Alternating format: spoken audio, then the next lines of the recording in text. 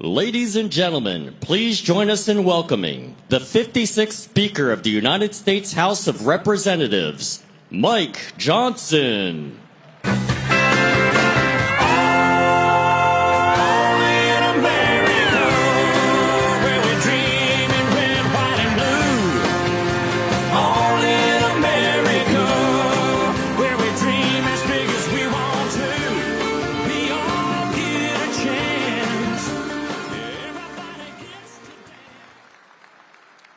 Wow, thank you so much. Thank you. What a great crowd. What an extraordinary setting. I love this building. It always reminds me of the sound of music. You know, it feels like we're in Austria or something. Really grateful to see all of you. I want to thank Chairman Richard Hudson. What a great leader he is for the NRCC and the entire team. Lot of gratitude to hand out tonight. I want to thank our entire House leadership team. I want to thank our extraordinary members. So many of them are joining us here tonight. And of course, most importantly, we want to thank all of you for making this possible this evening. This is a big one for us, and we shattered all the records, and I promise you we are going to be a good steward of those resources. We have a big job ahead of us. We truly have a lot to be grateful for tonight, a lot to celebrate.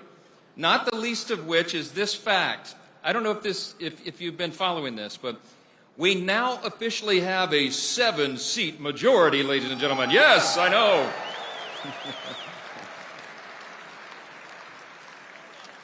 Do the math, okay? It means that we can lose 3 votes now and still pass a bill. It's an embarrassment of riches, I tell you. This job is so easy. This is our first week with our 2 newest members, and they were mentioned earlier, but Jimmy Petronas and Randy Fine of Florida have joined us. Round of applause.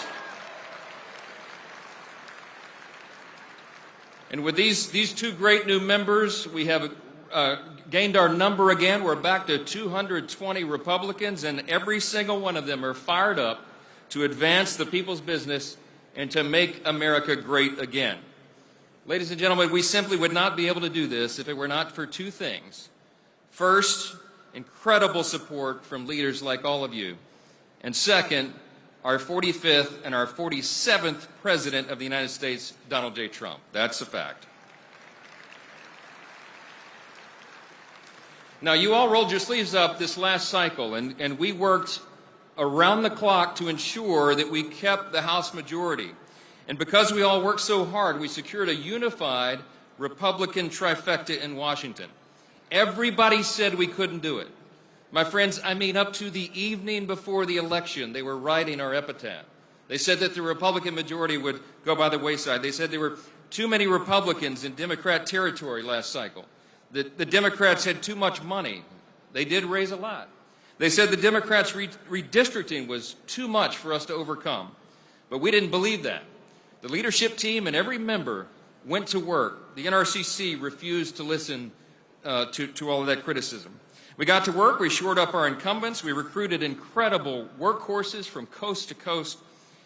Like so many of our members, I crisscrossed the country nonstop. I mean, almost literally every day we were not in session, I was on the road. I did over 360 campaign events, 250 cities in 40 states. I logged enough miles to circle the globe 5.5 times. That's a real statistic. Some of y'all know I was 4 inches taller when I became Speaker of the House. They beat me down mercilessly.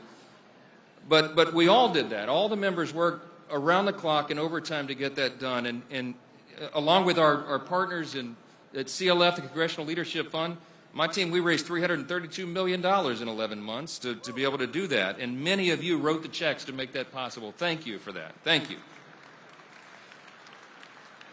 So here's what happened, and you know, the reason we're here tonight, the reason we're celebrating what we have achieved and looking forward to the challenge ahead is because everybody got to work and made that happen. Our House Republicans defended our majority. We achieved the highest popular vote in history.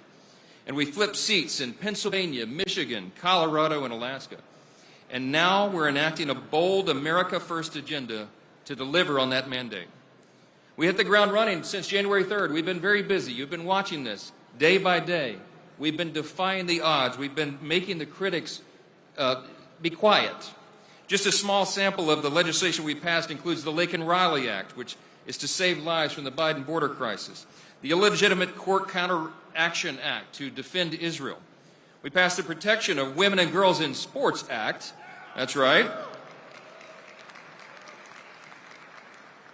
We passed the Violence Against Women by Illegal Aliens Act, the Halt Fentanyl Act, the Protecting American Energy Production Act, and our government funding bill that put the Democrats on record for supporting a government shutdown and actually ignited a civil war, a political civil war in their camp.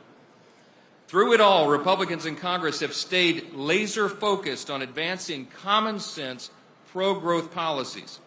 And the American people have taken note. Our party right now, my friends, enjoys record high levels of approval. And today, more Americans believe the country's on the right track than at any point in the last 20 years. That's a big thing. In the weeks ahead, we're going to continue to hammer out the budget reconciliation bill, which will be one of the most consequential pieces of legislation that Congress has passed in decades and perhaps in the history of the Congress. Republicans here are committed to delivering President Trump's full America First agenda with that one big, beautiful bill. I'm not going to do it in his voice, okay? We're going to make good on our promises. And what does that mean? We're going to secure the border. We're going to restore America's energy dominance. We're going to dismantle the deep state. We're going to grow our economy and reduce inflation. And we're going to turn America to peace through strength. House Republicans are moving full steam ahead to move the one big, beautiful bill across the finish line and onto the President's desk as quickly as possible. Through all this, we are also implementing our game plan for 2026. And this is what's important to everybody here. What you're investing in tonight is the plan that we're going to take into the field. Our work over just the past months has broken the Democrat Party. While we are at record high approval levels, they are at record lows. They're negative 9% net approval in their own party right now, the Democrats in Congress. Their ideas are radical, their agenda was rejected, and their chances at a majority in 2024 were soundly defeated. Now they have no leader, no message. They have no vision for the country other than to double down on their failed, terrible policies, and they're sending out their emerging new leaders like AOC and Bernie Sanders. That's where they are, right? But we know that they will stop at nothing to get back in the majority in 2026. And if they were able to do that, my friends, heaven forbid, the President's agenda would come grinding to a halt after 2 years. We would see a return to open borders policies. We would see impeachments and corrupt lawfare resurrected. And we would see the largest tax increase in American history. We cannot allow that to happen, and the American people agree. And that's why tonight I have never been more confident and optimistic about the future of our party, our movement, and our country. The media loves to underestimate us. They love to be naysayers, but we have proven them wrong over and over again, and we will continue to do so. I'm convinced that when we deliver on our agenda this Congress, we will not only defy expectations, but we'll defy history in 2026. It won't be easy. We're going to need every single one of you to get us over the finish line.